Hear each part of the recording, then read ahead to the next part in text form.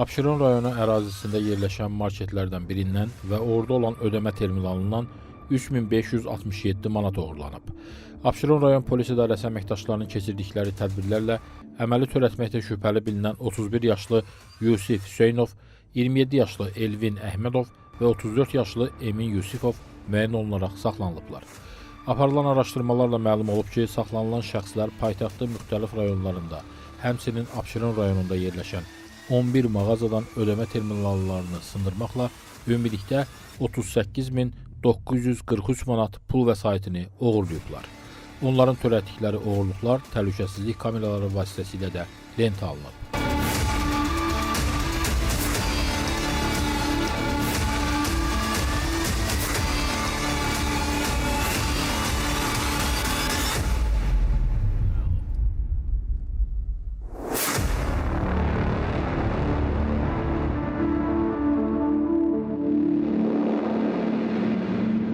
Araşdırmalar davam etdirilir.